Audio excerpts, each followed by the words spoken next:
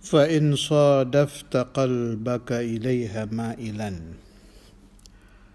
Apabila engkau mendapati hatimu ilaiha kepada bidayah ma'ilan condong, wa nafsaka dan nafsumu biha hanya kembali ke bidayah, mupawi'atan patuh, walaha dan kepada bidayah qabilatan menerima. Yang dimaksud Imam Al-Ghazali, waktu kamu membaca ajaran-ajaran bidayah, kok cocok? Perintah-perintahnya kita cocok, larangan-larangannya kita jauhi, kita juga cocok. Bila yang kau dapati itu, fadunakat tatallu'a ila nihayati wa taghalghula fi biharil ulum, maka ambillah olehmu meninggi sampai ke akhir-akhir dan menyelam di dalam lautan-lautan ilmu. Setiap pengarang itu pasti punya harapan, apalagi ini wali ya, kutub lagi. Imam Ghazali itu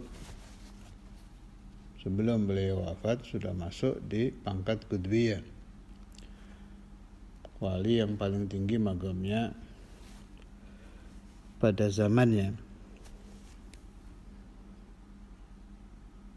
Beliau pasti punya harapan,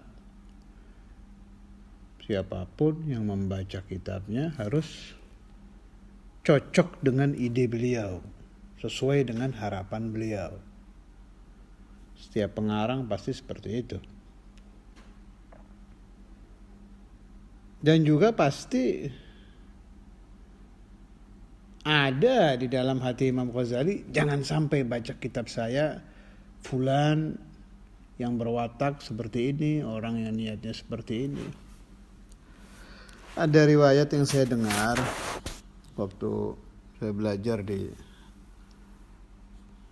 Syekhuna Kiai Ahmad Tegal dulu, di zaman almarhum al-arifillah Syekhu Masyikhina Kiai Said bin Armiyah radhiyallahu ta'ala anhu wa nafa'ani wa iyyakum al-ahbab bi asrarih fid dharain amin. Ada kiai-kiai ingin baca Ihya,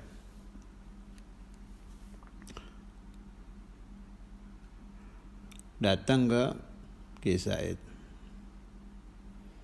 Kiai Said itu wataknya halus, tidak kasar.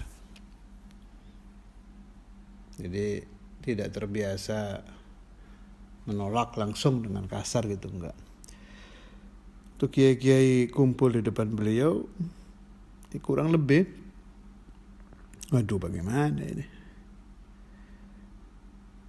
Sebab Kiai Said itu punya prinsip, orang kalau baca kitab harus ngamalkan, kalau tidak ya buat apa?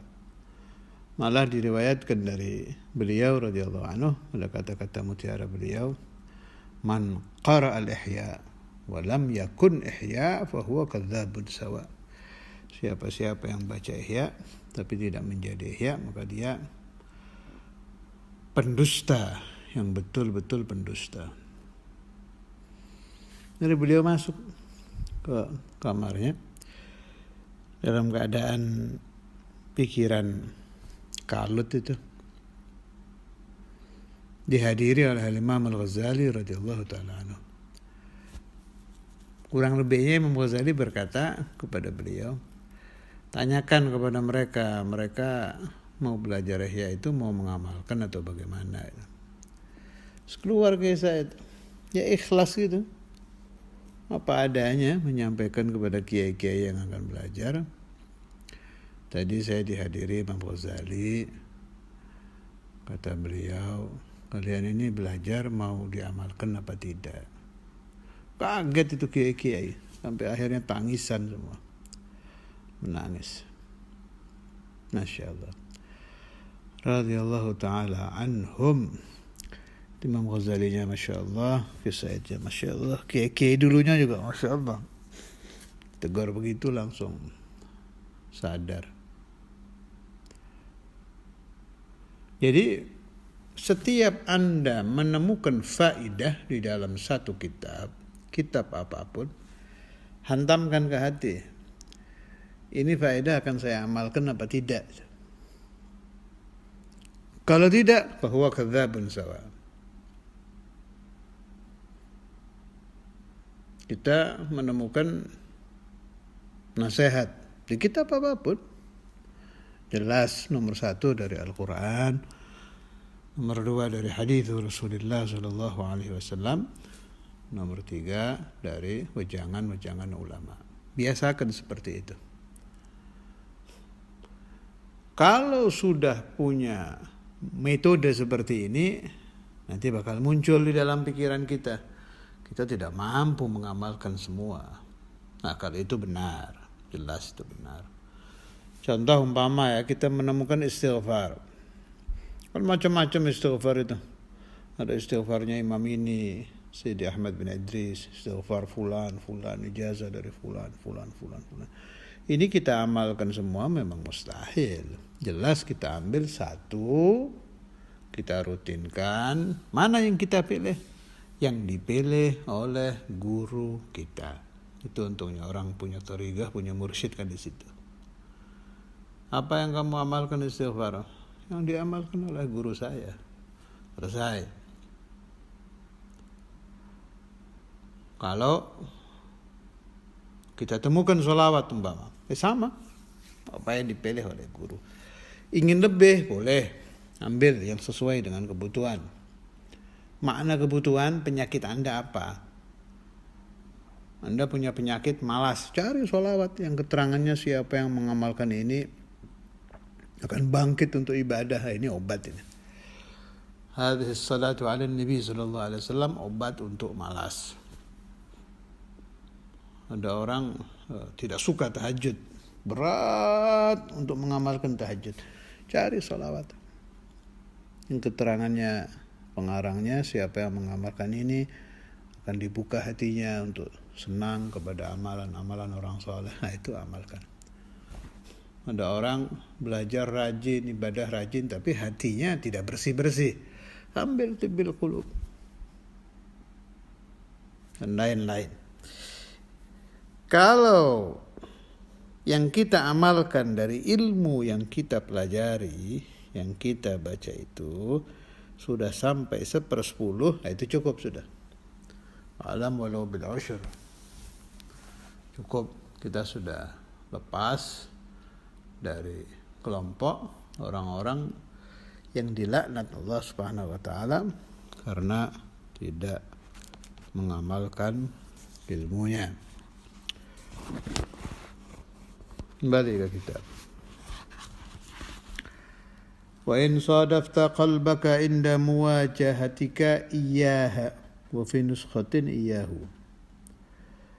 Apabila engkau dapati hatimu ketika pertemuanmu, kalau ha berarti ke bidayah, kalau hu ke hati. Ada 2 nuskhah. Yang mana aja dipakai boleh. Biha dengan bidayah musawwifan, nanti-nanti, bersaufa-saufa. Ba'den. Ini wataknya nafsu ini. Ketika dia membaca amalan-amalan yang agak berat, nanti aja kalau saya sudah umur 40, nanti saja kalau saya sudah pulang dari pesantren, nanti saja kalau saya sudah berkeluarga. Nah ini, kalau masalah sedekah, nanti saja kalau saya sudah kaya, nanti saja kalau saya sudah punya uang. Saufa. Itu watak nafsu yang didorong syaitan. Jadi supaya Anda pahami ya, pekerjaan syaitan itu mendorong. Pekerjaan nafsu itu condong kepada keburukan. Si nafsu pasti bertentangan dengan perintah Allah Subhanahu wa taala. Memang begitu modelnya. Makanya ada tarwib. ada riyadhah,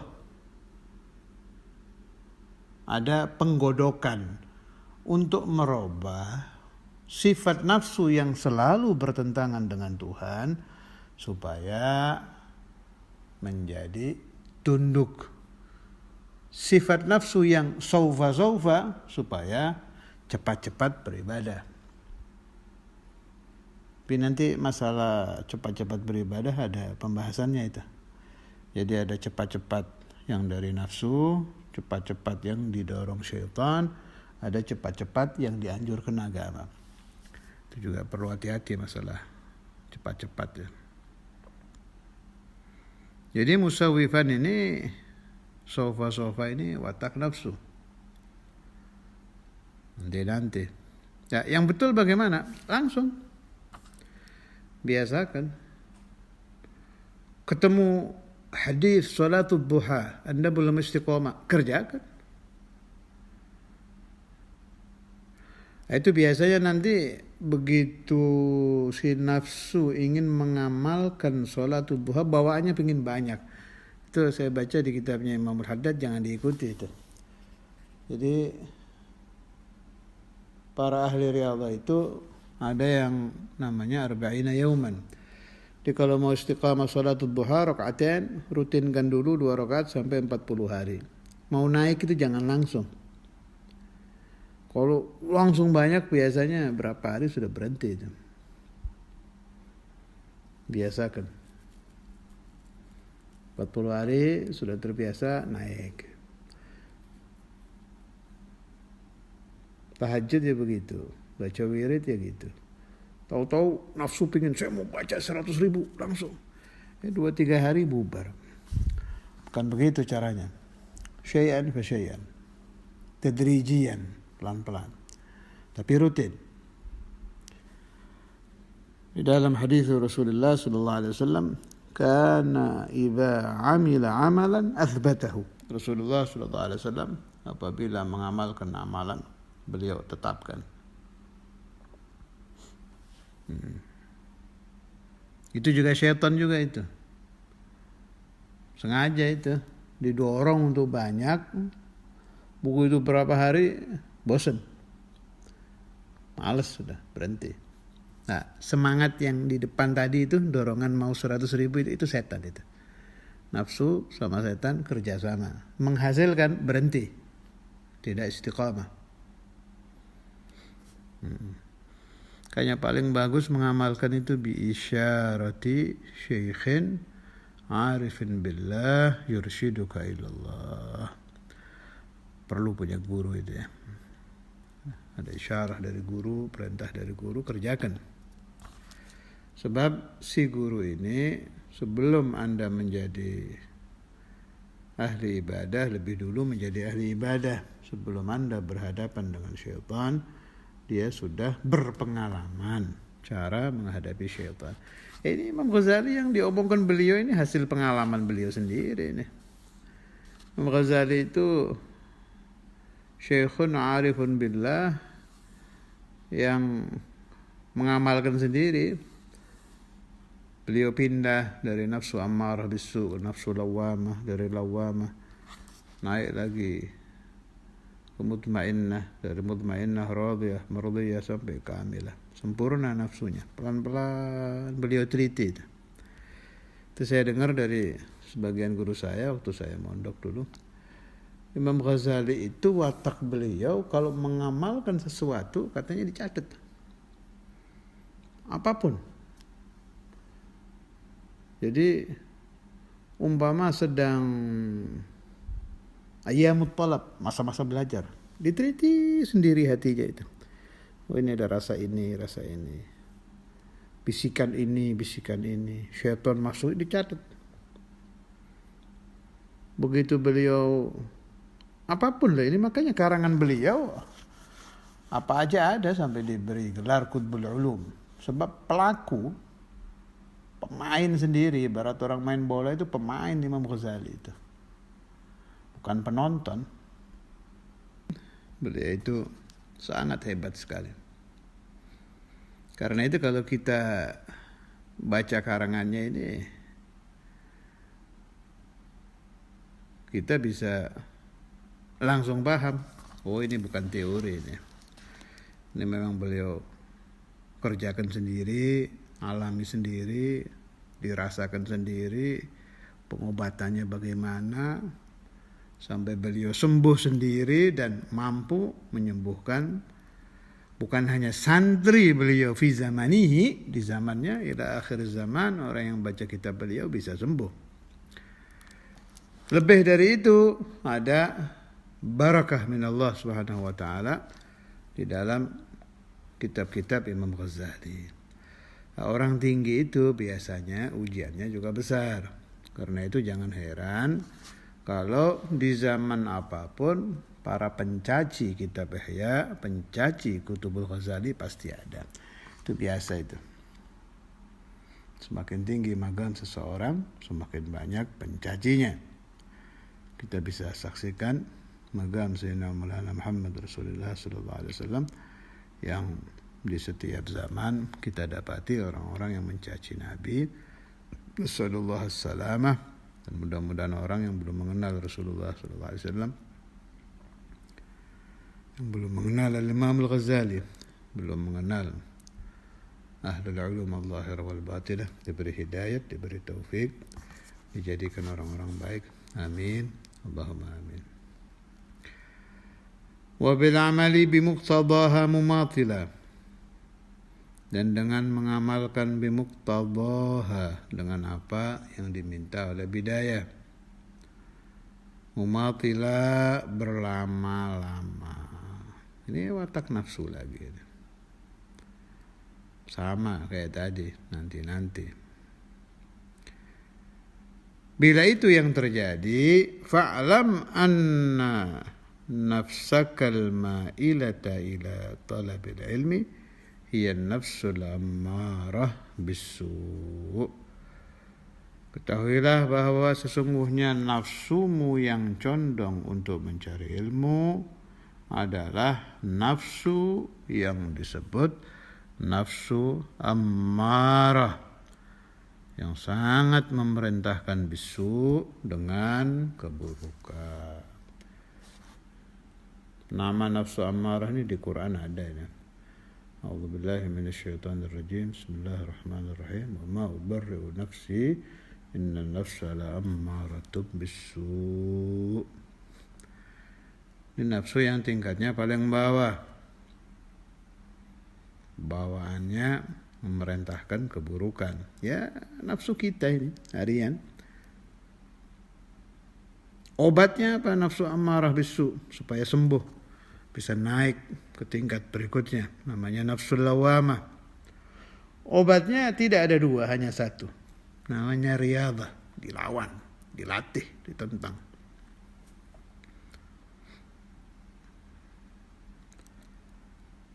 Ya alhamdulillah, karena ada nafsu ammarah bisu, kita bisa mengamalkan riyadhah.